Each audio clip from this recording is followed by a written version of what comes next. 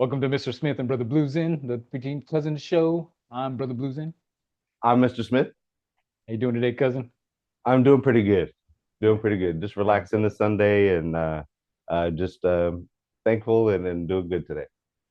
yeah. He's losing. My cousin's losing his mind today. We did our intro 3 or 4 times, and for some reason couldn't remember the name of our show.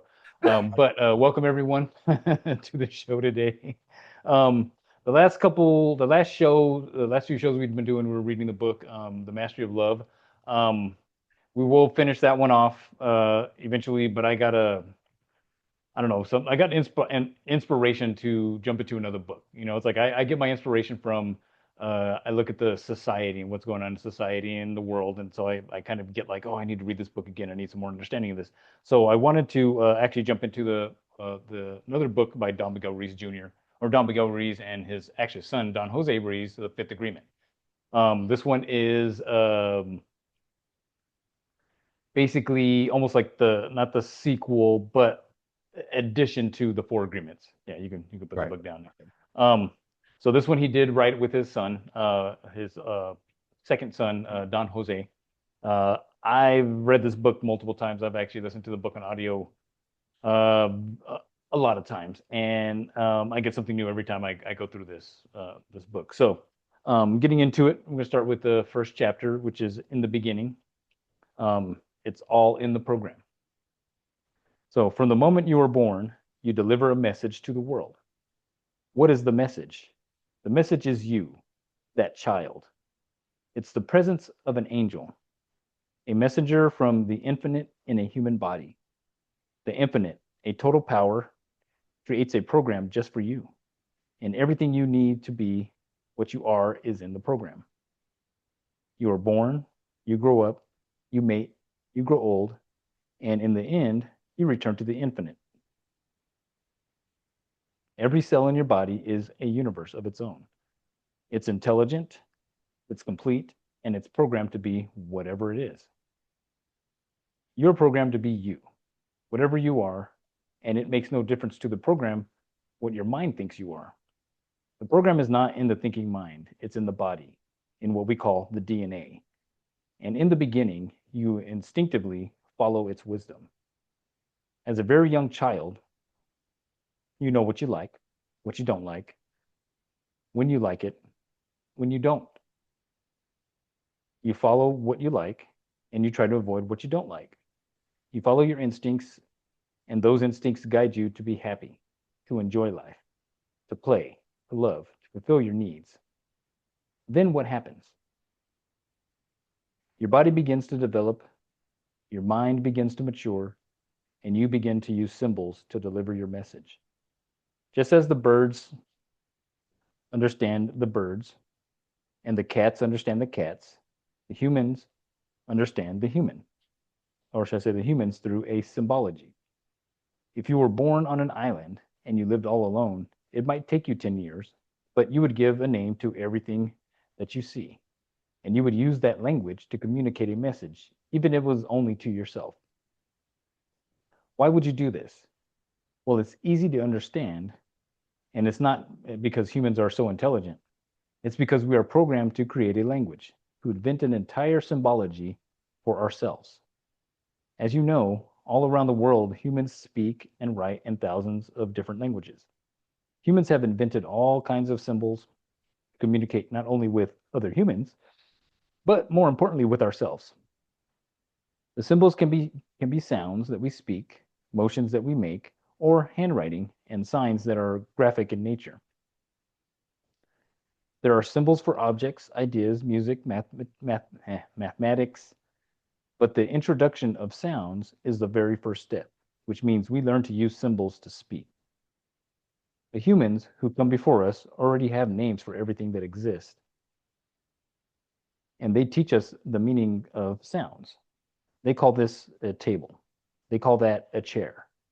They also have names for things that only exist in our imagination, like mermaids and unicorns. Every word that we learn is a symbol for something real or imagined. And there are thousands of words to learn. If we observe children who are 1 to 4 years old, We could see the effort they make trying to learn an entire symbology. It's a big effort that we usually don't remember because our mind is not yet mature. But with repetition and practice, we finally learn to speak. Once we learn to speak, the humans who take care of us teach us what they know, which means they program us with knowledge. The humans we live with have lots of knowledge, including all the social, religious, and moral rules that are of our culture, or should I say, of their culture. They hook our attention, pass on the information, and teach us to be like them. We learn how to be a man or a woman according to the society in which we were born. We learn how to behave the right way in our society, which means how to be a good human. The truth is, we are domesticated the same way that a dog, a cat, or any animal is domesticated, through the system of punishment and reward. We are told that we are a good boy or a good girl when we do what the grown-ups want us to do.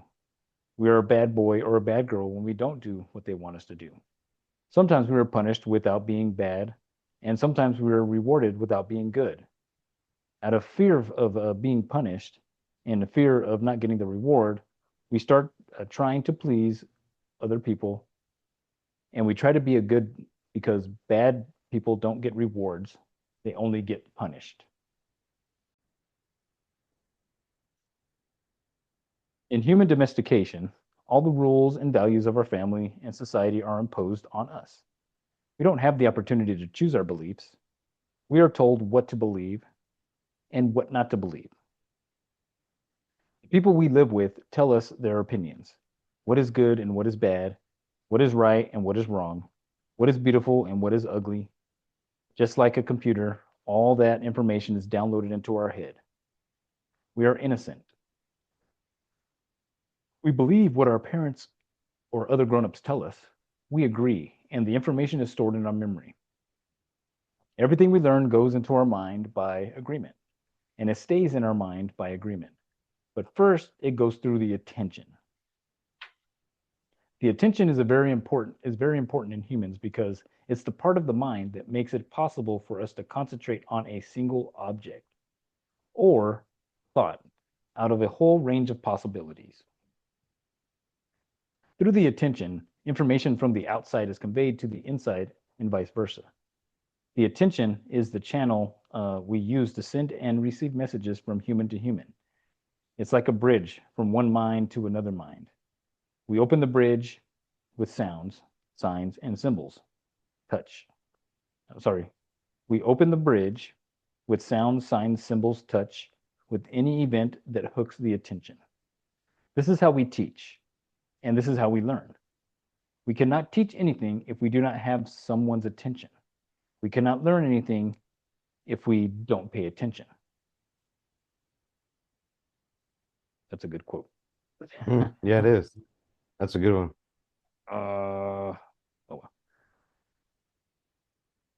Using the attention, the grown-ups teach us how to create an entire reality in our mind with the use of symbols. After they teach us a symbology by sound, the grown-ups drill us with our ABCs, and we learn the same language, but graphically. Our imagination begins to develop, our curiosity grows stronger, and we start to ask questions. We ask, and we keep asking questions. We gather information from everywhere. And we know that we finally mastered a language when we are able to use the symbols to talk to ourselves in our head. This is when we learn to think. Before that, we don't think. We mimic sounds and we use symbols to communicate. But life is simple before we attach any meaning or emotion to the symbols. Once we give a meaning to the symbols, we begin to use them to try to make sense of everything that happens in our lives. We use the symbols to think about things that are real and to think about things that aren't real, but that we start to imagine are real, like beautiful and ugly, skinny and fat, smart and stupid. And if you notice, we can only think in a language that we master. For many years, I spoke only Spanish, and it took a long time for me to master enough symbols in English to think in English. To master a language is not easy, but at a certain point, we find ourselves thinking with the symbols we learn. By the time we go to school, when we are 5 or 6 years old, we understand the meaning of abstract concepts like right and wrong, winner and loser, perfect and imperfect. In school, we continue to learn how to read and write the symbols we already know, and the written language makes it possible for us to accumulate more knowledge. We continue to give meaning to more and more symbols, and thinking becomes not only effortless, automatic. Now the symbols that we learn are hooking our attention all by themselves. It's what we know that's talking to us, and we are listening to what our knowledge says. I call it the voice of knowledge because knowledge is talking in our head. Many times we hear the voice with different tonalities. We hear the voice of our mother, our father, our brothers and sisters, and the voice never stops talking. The voice isn't real, it's our creation. But we believe that it's real because we give it life through the power of our faith, which means we believe without a doubt what that voice is telling us. This is when the opinions of the humans around us start taking over our mind. Everybody has an opinion of us, and they tell us what we are as very young children. We don't know what we are. The only way we can see ourselves is through a mirror, and other people act as that mirror. Our mother tells us what we are, and we believe her. It's completely different from what our father tells us or what our brothers and sisters tell us, but we agree with them too. People tell us how we look, and it's especially true when we are little children. Look, you have the eyes of your mother, the nose of your grandfather. We listen to all the opinions of our family, our teachers, and the big children at school. We see our image in those mirrors. We agree that this is what we are. And as soon as we agree, that opinion becomes a part of our belief system. Little by little, all these opinions modify our behavior, and in our mind, we form an image of ourselves according to what other people say we are. I'm beautiful. I'm not so beautiful. I'm smart. I'm not so smart. I'm a winner. I'm a loser. I'm good at this. I'm bad at that. At a certain point, all the opinions of our parents and teachers, religion, and society make us believe that we need to be a certain way in order to be accepted. They tell us the way we should be, the way we should look, the way we should behave. We need to be this way. We shouldn't be that way. And because it's not okay for us to be what we are, we start pretending to be what we are not. The fear of being rejected becomes the fear of not being good enough. And we start searching for something that we call perfection. In our search, we form an image of perfection, the way we wish to be, but we know that we are not. And we begin to judge ourselves for that. We don't like ourselves, and we tell ourselves, look how silly you look, how ugly you are, look how fat, how short, how weak, how stupid you are. This is when the drama begins because the symbols are going against us. But we don't even notice that we've learned to use the symbols to reject ourselves. Want to kind of stop right there. So I mean, we're almost done with this chapter, but Mhm. any thoughts Yeah. I mean, within that section? I really like this. I like this section as far as like the intro and all that. It's yeah. I like the part where you mentioned we cannot teach anything if we don't have someone's attention. We cannot learn anything if we don't pay attention. Uh, that right there is a balancing equation right there. um well yeah. I guess I don't know if I would use the word balancing so much, but that is a reality, right? Hmm. It's a truth, right? So we use our attention. Without attention, you learn nothing, right? If you're not paying attention to something, it's like you've missed the whole point, Hmm. right? If you're playing, say you're playing basketball, okay, Hmm. if you're not paying attention to the game, you're gonna probably get hit in the face with the ball, Right. or you're not gonna you're gonna just foul somebody because you're not into the game, you're not paying attention, right? Right. Um, but in this case, what I like about this chapter is the way that it describes, the human domestication.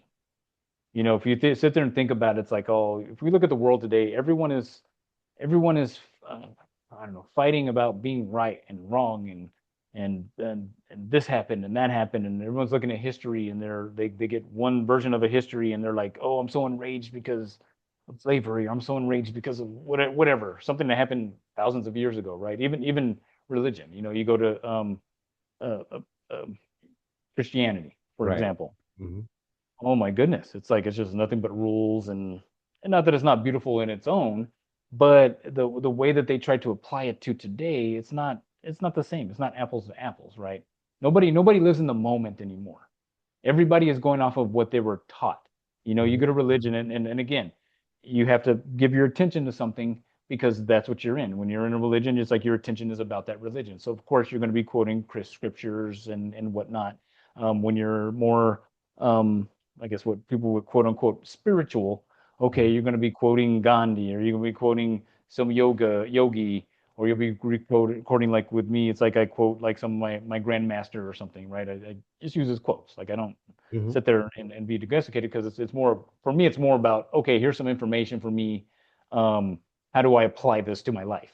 Right. Right? It's not about me. I'm going to go tell the whole world that I learned, this is what I learned today, right? It's a little, it's, for me, it's a little bit different. But in most cases, when somebody learns something new, what is the first thing that you want to do with it? Information. You want to share it and talk about it? You want to go domesticate other people to Yeah. share your domesticate, Mhm. right? And not that, the word domestication isn't specifically a good or bad word. It's Hmm. just the way that we it's the way that we grow. Because without it we wouldn't grow. We wouldn't know. We would just be okay. Because he gives like the example at the beginning. It's like, oh, say that you were on an island by yourself. Eventually it might take you 10 years, but you're going to give a name to everything, right? You're self-domesticating yourself, right? Yeah. That's what With it is. the environment that you're in, right? Yeah, Hmm. right, exactly.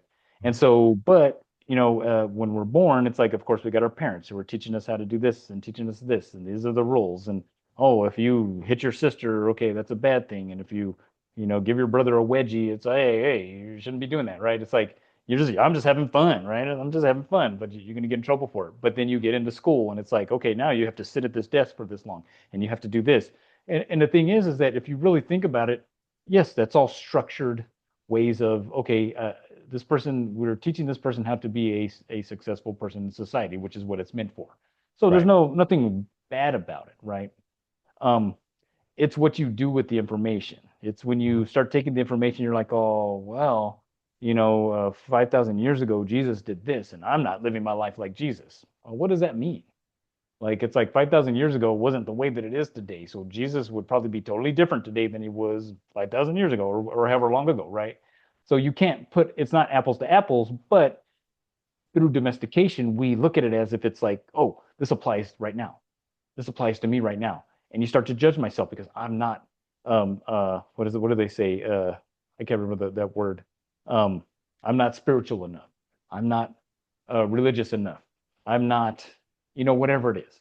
Uh-huh. I'm not fast enough, right? Right. Um, and so, but it makes you sit there and think about, it's like, okay, so where I'm at today, and I should say the personal issues Mhm. that I have with myself, where did they come from? You know what I'm saying? It's like, Mhm. did I misinterpret something someone told me? Or did I make this agreement because someone said something, and it may not even have been directed to me, right? It could have been just in general, and I agreed with it. Mhm. It makes you, You makes agreed for with me, it that, makes and then me, you picked up that torch and you then I, carried that on. well, then I added my own stuff to it. Right. Hmm. Or I heard this from one person, and I heard this from another person, I heard something from another person, and it's like, and I put all three of them together, and it's like, oh, okay, it's really messed up. The world is really messed up because I've got five different people with five different views, and they're all negative views, Right. right? So it's got to be What negative. am I? Yeah. Makes me think about. I look at social media. It's like, oh, okay.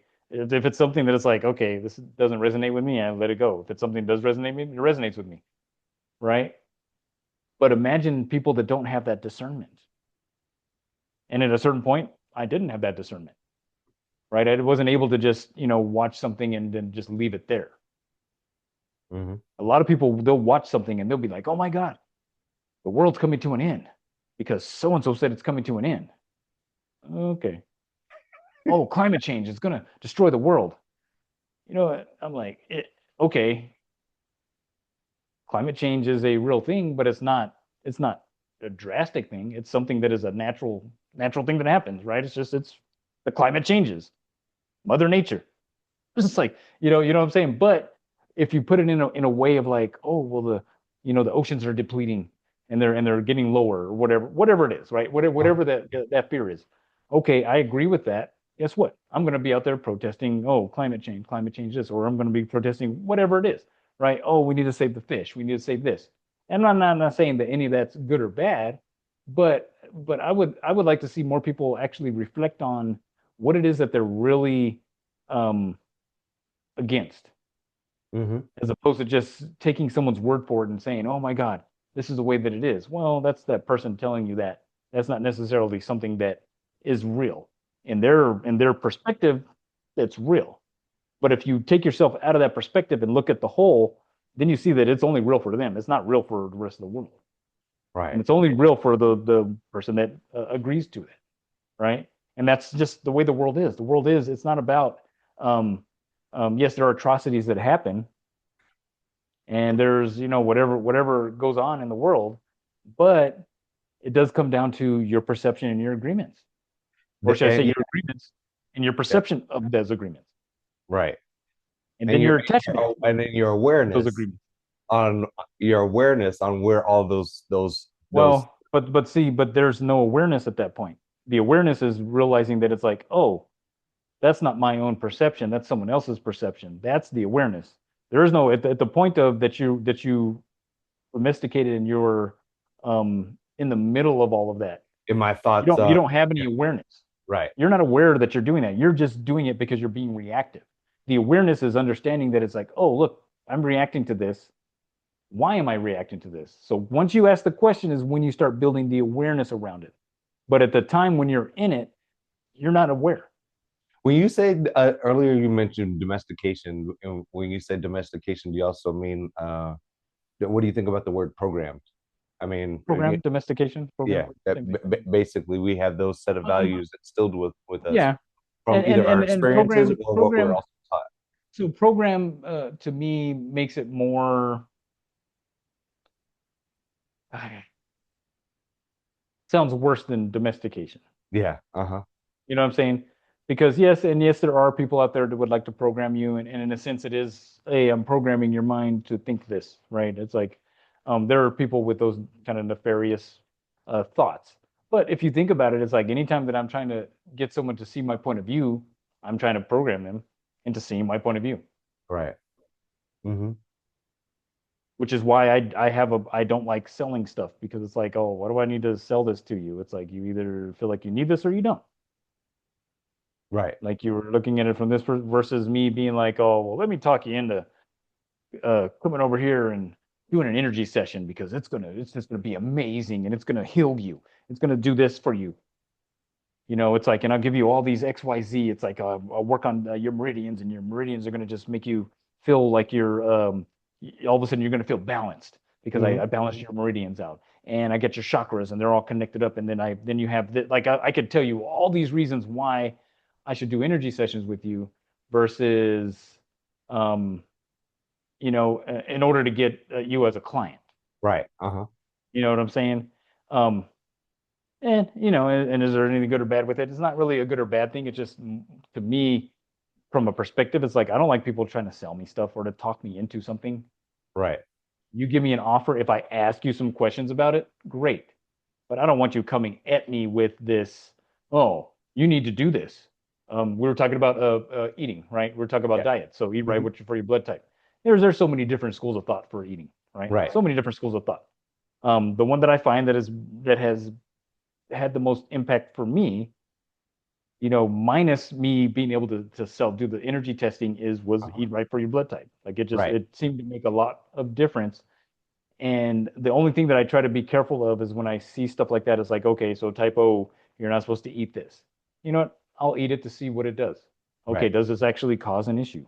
No, it doesn't. Okay, I'm good to go.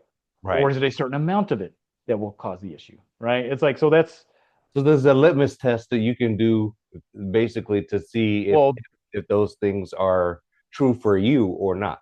yes, but what is that litmus test doing? That's either going to confirm or deny What is it? what you've been But it's shown. building, what is it building? Building Uh, awareness. Building awareness. Yeah. Okay. Yeah. I get it. I see what you're It's saying. building discernment and awareness, right? As opposed to me just saying, oh, okay, I agree with that. So yeah, I'm never going to eat um, uh, Carrots. Again. Right. pineapple upside down cake again or something. It's like, I'm never going to eat it again. Even though I love it, I'm just never going to eat it again.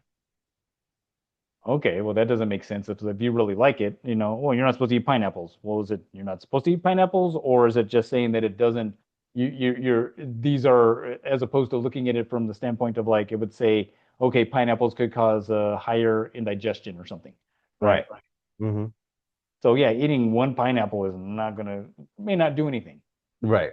But eating like a whole pineapple might actually, then you'll be like, oh, gassy, and this is, causing me inflammation in my body or whatever it is, right? Right. It's building that awareness around, okay, so limits. Now I can create limits. Now I can do this. Now I know that a lot of people will say that, okay, that's not being free. Well, what is free? What is freedom? That's a whole other conversation Hmm. that you can have. It's like people think freedom is being able to do whatever you want. And in a sense, they're correct. But the piece that they miss about that is that freedom doesn't mean that you can just do whatever you want without consequences. The consequence doesn't mean that you're not free. It's just that, yeah, you did something that in the universe there's a consequence that you don't like. So true freedom is not, oh, I can carry a gun, and oh, I have freedom of speech and I can say what I want to say. Eh, yeah, you can say whatever you want to say, but there might be repercussions. You might get popped in the mouth if you say something to the wrong person, right? Or you might get throat punched, or you might get someone that gets mad at you, or you might get sued, or you might get, there's so many different things where it's like it just makes sense to, okay, let me have some awareness around what I'm saying. Let me have some awareness around how I communicate. Let me build some awareness around this and actually be a clear communicator, right? Um, um, not be And afraid to communicate, but being able to communicate clearly, right? As opposed to, understand the points that yes, and the information that you're regurgitating. If you have to regurgitate that information, why don't you learn what that is that you're spitting out and understand what that is? And right, I see that just in some of the media and stuff that's out there. It's just like, okay, they're just repeating what that guy said, but they're reversing it or adding their own snaz to it. So yeah, and so right. ultimately it makes me want to be more informed myself, and makes me want to not only pass the litmus test but actually understand the subjects and everything else myself, so that requires time and effort. So Right. and it's easy to just jump on the bandwagon and yeah, and then jump into that mentality and jump with their with different symbols and whatever else with whatever group that they're engaging in, but you know did they actually sit down and look at that on paper and say, "What does this make sense?" Or have another look at it from a different point of view. Oh, did they build awareness around it? Yeah. Uh-huh. That's that's going to be, so that's like a theme that, and I know I don't like calling this a journey, but just the self awareness journey. I call it self awareness journey, but some people can call it whatever they want to call it. Um, is about building self awareness Hmm. within everything. Like it is truly about building self-awareness. And if you're not building awareness around your emotions, if you don't build awareness around your thoughts, if you don't build awareness around your actions, your preconceived actions, you I guess I'm not going to say you will fail, but it's like you will um find it hard to accept yourself in a lot of areas of your life, and you won't understand why, right? But when you start building this awareness around, okay, this is how I act around this group of people. Well, why do I act that way around these people? You know, Mhm. why do I feel like I can't express myself with this person? Or why do I feel that I have to overexpress myself with this person? Or Mhm. why do I feel that I have to talk myself out of this, something that I know is bad for me? Mhm. You know, why do I keep choosing something that is bad for me? Right? It's just asking those questions. Your mind, it's like once you ask that question, your mind is going to be like, okay, I need to find an answer to this. Even if you don't have an answer right now, guess what? You'll get an answer. Right. You'll get an Mhm. answer to it. So to And it's me, and it's and it's something that when you get that answer, it's not it's coming from within. It's not coming from somebody telling you that's what you should do. sometimes it does. It is. Sometimes so and so the other piece I like about this is he talks about everyone else is a mirror from you. Right. So a lot of times it takes that mirror to see yourself. Yeah. I get it. Hmm. Actually, all the time it takes that mirror to see yourself. Even when you're doing the self-awareness and you're sitting there like, okay, why am I having these thoughts? Why am I doing this? Why am I? Sometimes, a lot of times, it's like you have this experience that, oh, okay, there's the answer, Right. right? But those are the same experiences that we hate. Those are the same experiences that are just like, oh, this person is so mean to me, or this person, they did X, Y, Z to me. And that's the other area that you need to find awareness in, is build awareness, is that whenever you have these experiences that you deem negative, look at it. Well, what created that? What attracted that experience? What part of me created that experience so that I could see myself, so I could make a choice in that moment? It's like, okay, this person, road rage, for example. Person Hmm. rolls up and they're just like yelling at you. Okay, you have a choice at that moment. Do I react or do I just ignore them? Hmm. Right? What do you do? If you react, guess what? You can go multiple ways, south very quickly, right? Even death. Someone could get shot. It has happened. I keep seeing it on the news, and I'm just like, oh, Jesus. I'm like, really? I'm like, are you having that bad of a day that somebody cut you off, or maybe they didn't purposely cut you off? But it's like, but building understanding around that. Like, I'll be honest. It's like I'll be the first to throw a bird to someone. They're not going fast enough, or they pull in front of me and then they slow down or something. I'm just like, oh, what are you doing? Like, it Right. doesn't make sense. Why would you pull in front of me if you weren't going to be going the same speed? Right. You know what I'm saying? And you don't know what's going on with them with the person, right? You really don't. So I just kind of, in the moment, I'm just like, oh, whatever, and then I just leave it alone. Right. I don't sit there, get to my destination to be like, man, this person pulled in front of me. I don't even remember that it happened. Right. It happened in the moment, and I leave it alone. So I couldn't fathom, oh, okay, someone did this, and then me pulling up to them, being like, oh, let me shoot you because you pulled in front of me. Hmm. Really? That's a killable offense. That's just like I can't fathom it. Yeah. But some people, that's just where they're at because they have no discernment around it. They have no awareness around why they're getting mad. Why are they even getting mad in the first place? Why are they getting angry in the first place? Like, what is, did they leave the house? Did they get mad? Right? So that's what I mean by building awareness. It's like, if you're having a bad day already, or you say you get up and you're like what they say consider like the wrong side of the bed, and Hmm. you're just like, okay, today is one of those days. Um, why would you just let everything set you off? You already know that it's going to set you off, Right. and it's little things that'll set you off, right? Right. So Yeah. having that awareness, it's like, okay, maybe I'll just won't say things to people today, and I'll Interesting. just, you know what I'm saying? That's what I mean. This is what I mean Yeah. by having awareness. It's like Uh-huh. knowing yourself, Yeah. knowing where you're at. Hmm. Today I don't feel like being in these meetings, so it's like I'm just going to sit in the background and I'm not going to say anything in the meeting today because I just don't feel, like I'm paying attention. I don't feel like my attention span is here today. Right. Okay, get off the call. I'm like, okay, I'm done. Like you just gotta go about your day. You need Right. a nap, take a nap. It's just it's make sure that you are, that where you're at. Be aware of where you're at so And you don't also, blow up on people. yeah, and also I look at it too. I mean, it's also have an amount of I don't know if you want to call this wisdom and grace, but to pull back in the situation a little bit. And done this, driving myself, and I sit back and I'm just like, oh, okay, they're young, they're in a hurry, or they I don't make excuses for them, but I look at it and say, I knew they were going to pull in front of me. So guess what? I'm going to slow down and I'm going to let them go, or I'm going to take a different route or whatever. So I think some of that is given a little bit of grace and understanding, but also, Right. is it that serious? You cut me off. Most of Okay, the great. most of All the, right. most of the time it's not. Right. Mm-hmm.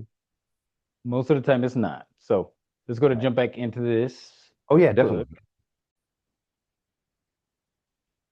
Okay. So before domestication, we don't care what we are or what we look like. Our tendency is to explore, to express our creativity, to seek pleasure, and to avoid pain. As little children, we are wild and free. We run around naked without self-control, without self-consciousness or self-judgment. We speak the truth because we live in truth. Our attention is in the moment, and we are not afraid of the future or ashamed of the past. After domestication, we try to be good enough for everybody else, but we are no longer good enough for ourselves because we can never live up to our image of perfection. All of our natural human tendencies are lost in the process of domestication, and we begin to search for what we have lost, what we are searching for. Well, sorry, we are searching for. Hmm, we start searching for freedom because we are no longer free to be what we really are. We start searching for happiness because we are no longer happy. We start to search for beauty because we no longer believe that we are beautiful. Hmm. We continue to grow in our adolescence.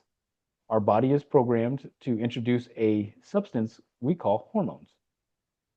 Our physical body is no longer a child's, and we don't fit in with the way of life we lived before. We don't want to hear our parents tell us what to do and what not to do. We want our freedom. We want to be ourselves, but we are also afraid to be ourselves.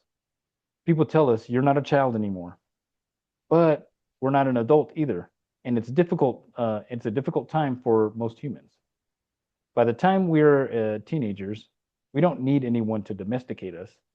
We have learned to judge ourselves, punish ourselves, and reward ourselves according to the same belief system we were given, and using the same system of punishment and reward.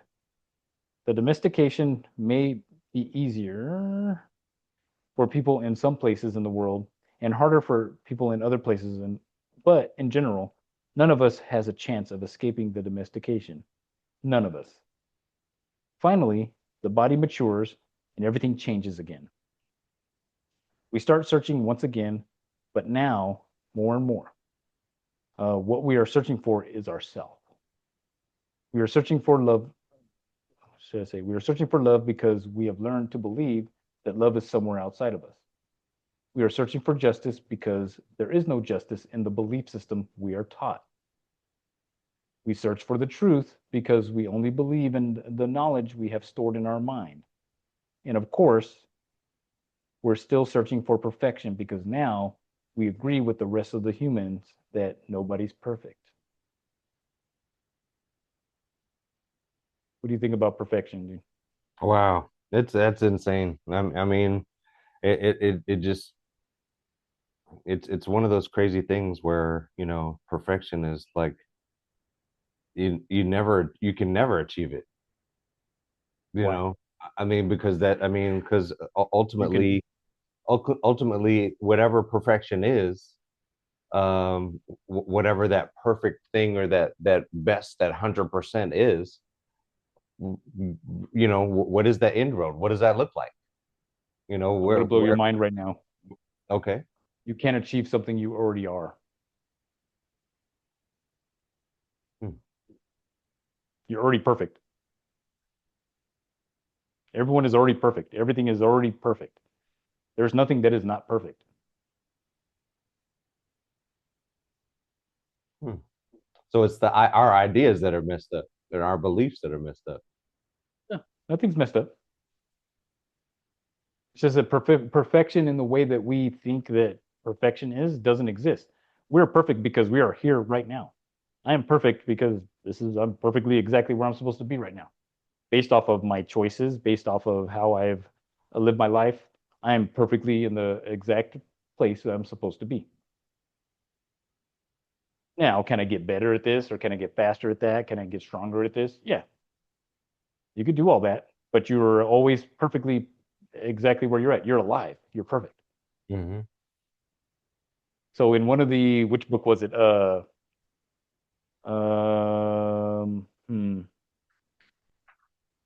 It was Was in, it? oh, The Voice of Knowledge. So when he's Uh-huh. talking to his grandfather, Uh-huh. he says, he goes, how does he say it? Something about perfection. We believe we're not perfect, but you are perfect because you are you. You're perfectly you right now. So what's better than that? Like you can't get better than that. You can't do more than that. You can only Hmm. be who you are in the moment, and that's perfect. So what are you chasing?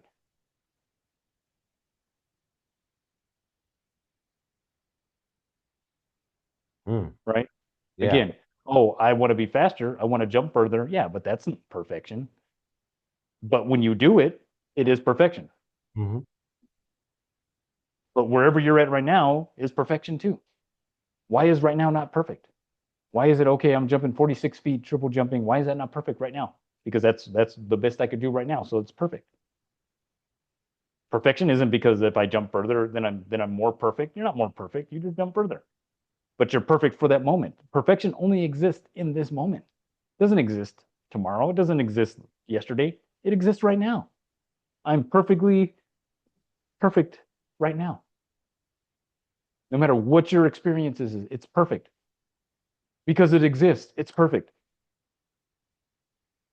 If it didn't exist, then okay, then you couldn't, then it wouldn't be perfect. Right.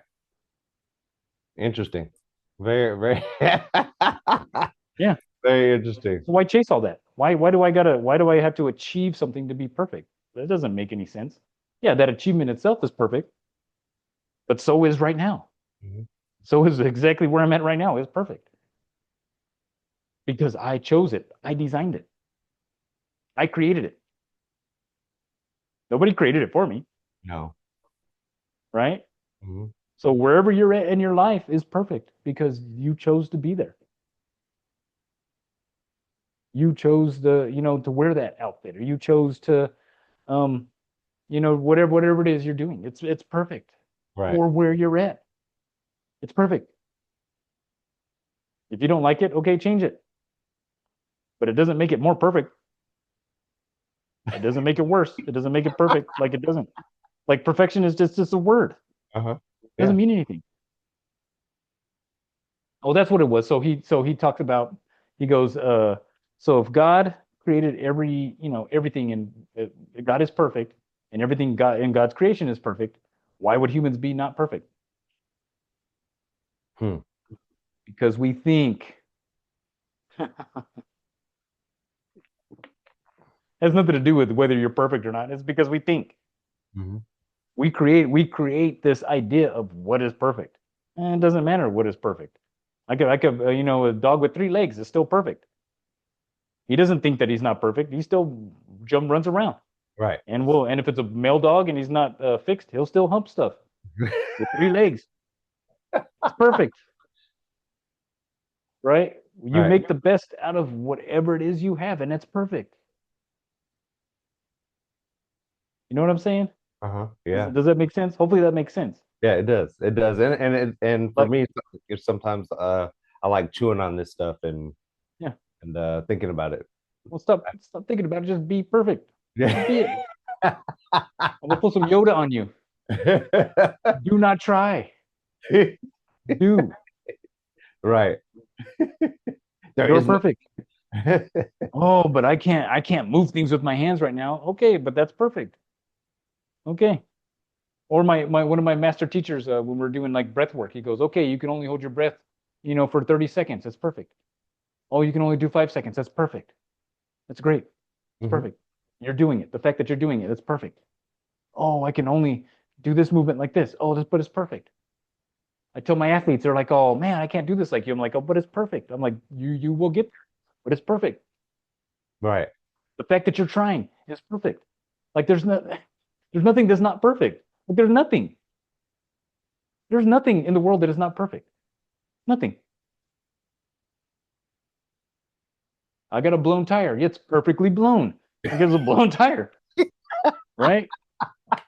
It's not Right. imperfect. It's just it was perfectly blown. Right. Yeah. You know what I'm saying? And it was a perfect environment for it to blow. It's just how was that not perfect? Yeah. Yeah, it was not ideal, right? It's not an ideal situation, but the perfect environment was set for that tire to blow. It's Right. perfect. Mhm. So how does perfection not exist? How do people not see perfection?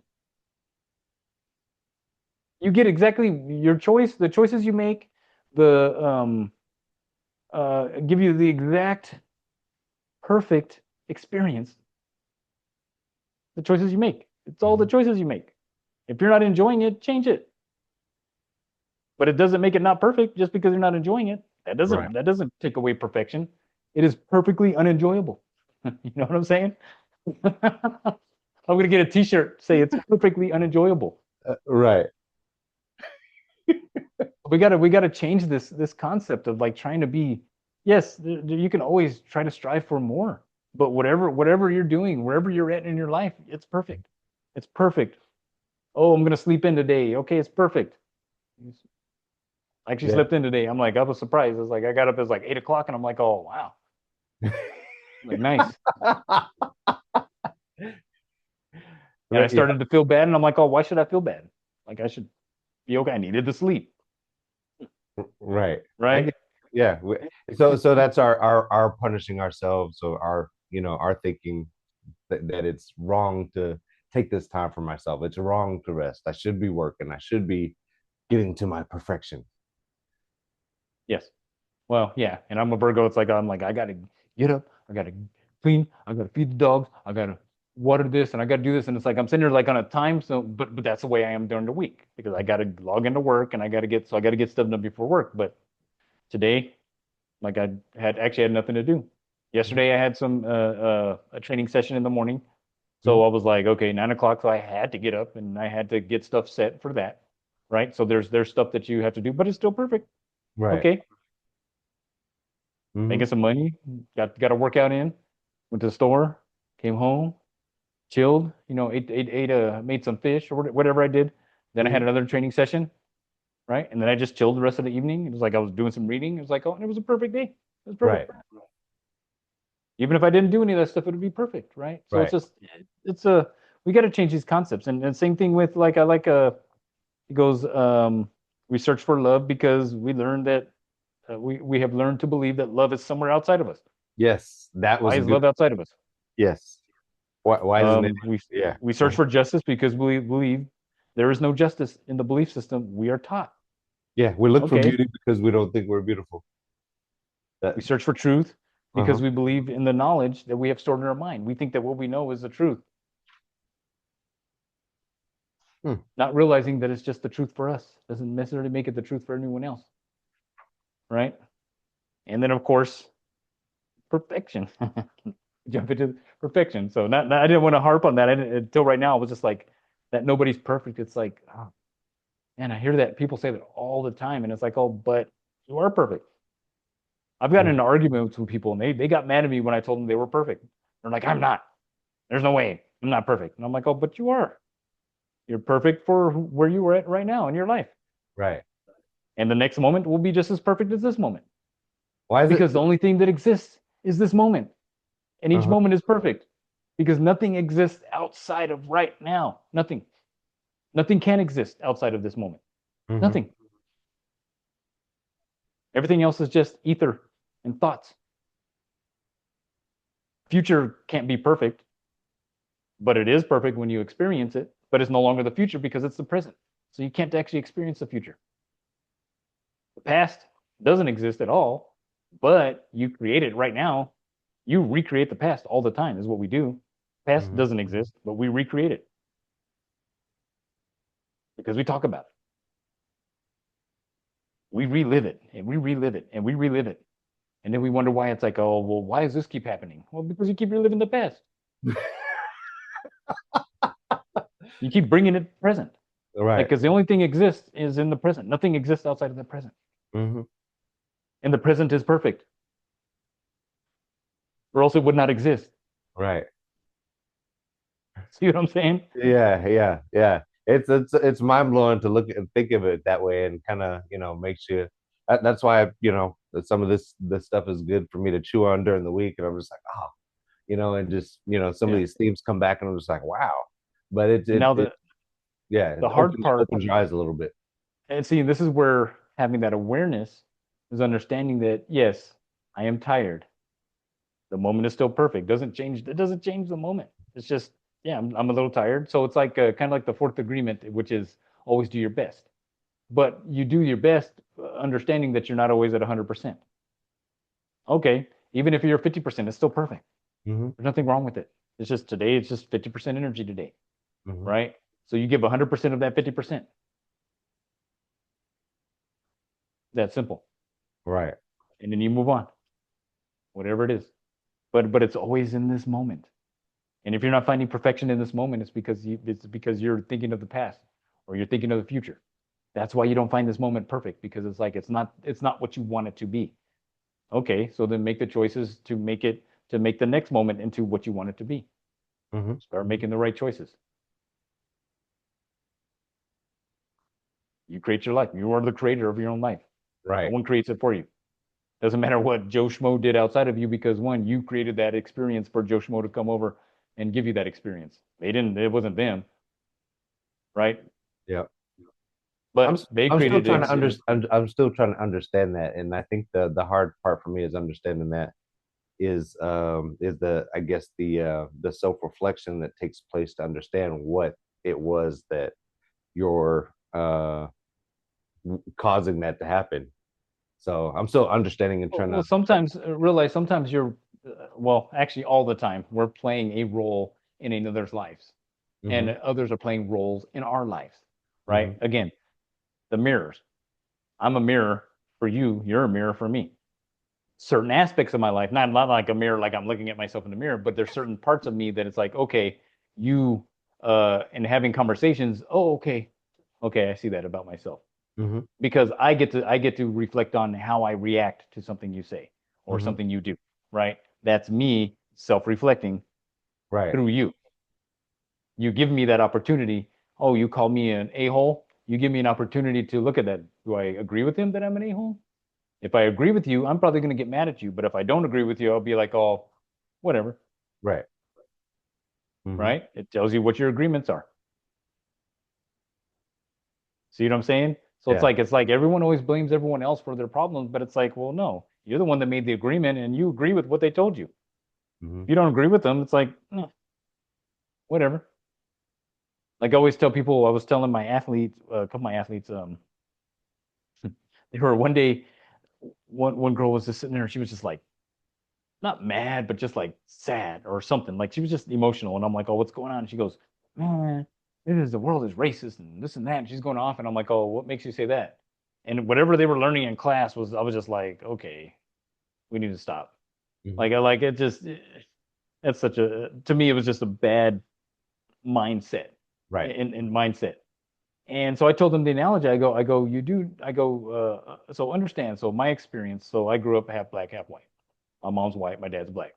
Um, saw two different lifestyles. Did I ever experience racism within the family? I don't recall it. Right? I'm a kid. I don't recall it. I don't see it. Um, but have I experienced bias from people? Yeah, I've experienced bias. I've been biased myself. I'll be honest. I have some bias, right? Right. Now, do I act on those biases? No. I was like, for Right. what? Hmm. I know that it's like it's something within me. It's like, oh, there's no reason for it. But the only time I've ever been called the N-word is by a Mexican guy, and Hmm. he was a Mexican kid. We were kids at the time, Hmm. and he called me the N-word, and I just kind of looked at him, and I was like, and I'm like, and at that age, like I wasn't doing any of this stuff. I didn't know any of this stuff. I think I was maybe like 12 or 13, and I just kind of looked at him, and I'm like, oh, huh. I go, so that word means ignorant. I go, well, if I'm an N-word, you're an N-word. Right. I go, and you're darker than me. Anyways, and everybody just started laughing. And he looked at me and they didn't know how to respond to it. Uh-huh. Because for me, it was like, I don't resonate with that. I was like, that doesn't resonate with me. So Uh-huh. why would I get mad about that? Yeah. I don't Right? accept that. Yeah. You know? but you get these people like I'll give you a good example. Like say someone lies to you, and then you call them a liar, and they get really super mad at you. Well, you just lied. Of course you're going to be mad at me because I exposed you. I brought to light what you were pretending didn't exist. Right. So that's what we do for each other. Mm-hmm. Sometimes we do it consciously, sometimes we do it unconsciously. I always catch myself playing a specific role in other people's lives. It's like sometimes I'm a bad guy, even though I'm not intending to be a bad guy, but they're perceiving it as something bad. And sometimes I'm a good guy, right? Sometimes I'm that saving grace. Sometimes I'm that, you're just the guy that makes you angry. Like Right. sometimes that it's just I don't know. I accept those roles. Like regardless of if I'm trying to be that role, I kind of like, okay, I just said this and I reacted this way, and you're reacting in this fashion. I'm sitting there and I'll reflect on it. I'm like, oh, did I say something I shouldn't have said? Should I have kept my mouth shut? Should I? And I'll be like, oh, but I really didn't say anything. Right. You know what I'm saying? Because a good, actually, a life experience um, in the dating world. Mm-hmm. And I was doing some online dating, and this person texts me, and I text them back. I'm like, "Hey, you." I think I told you about this Yeah. Yeah. before. I was Yeah. like, Yeah. Yeah. Yeah. I was like, I text them back and I said, "Hey," I was like, "Hey, you. What are you up to, right?" And Mm-hmm. for me, that's a term of endearment. Like, oh, I'm a happy surprise, right? Yeah. They came back and they were like, "Oh, where I'm from, that's derogatory," and then they got really mad, and I'm like, and so I Yeah. just kind of sat there and I just told them, I go, "Well, you know what? I don't have an attachment to having to say that." Um, But when I reflect on it, it's like now I have to kind of watch what I say. I have to walk on eggshells to Mm-hmm. talk to you because I can't just be my natural self. Mm-hmm. Because something that you perceive as something different, instead of understanding that it's like, well, he's using it as a term of endearment, you take it as however you want to take it. I respect that, Right. What was right? it? Was it in all caps? No, I'm just playing. like But even if it was, the person took that as meaning something different from what you yeah, said. Uh-huh. Yeah.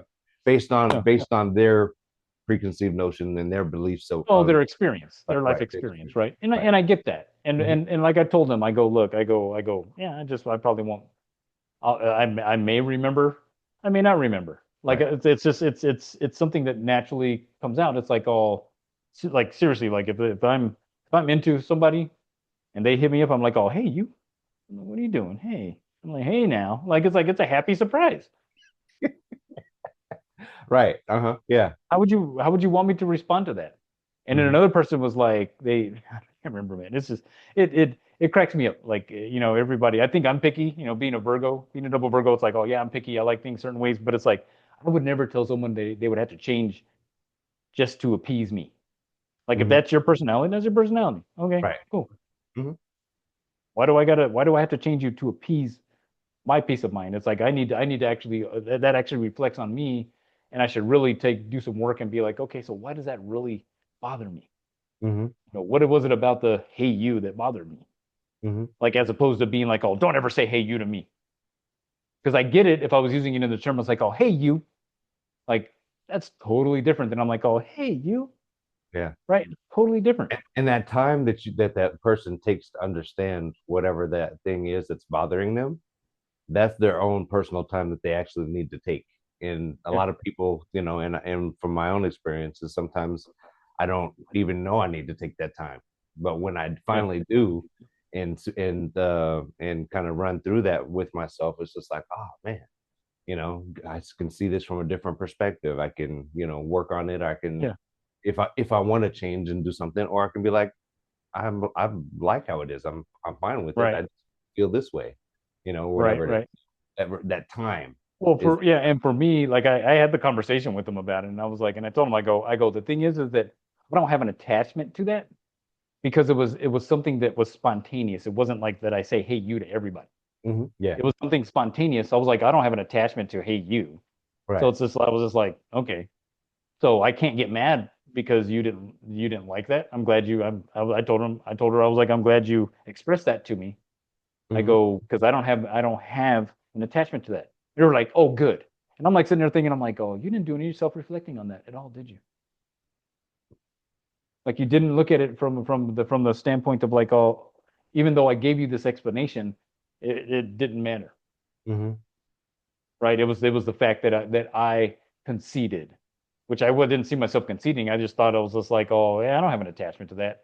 And I think it Right. was about the time we were reading the 5 levels of attachments. I was like, I'm not attached to hey you. Like, why would I be attached to that? Hmm. Why would I be attached to any phrase? Right. I said I expressed myself perfectly in that moment, and you perceived it as something that it wasn't. Right.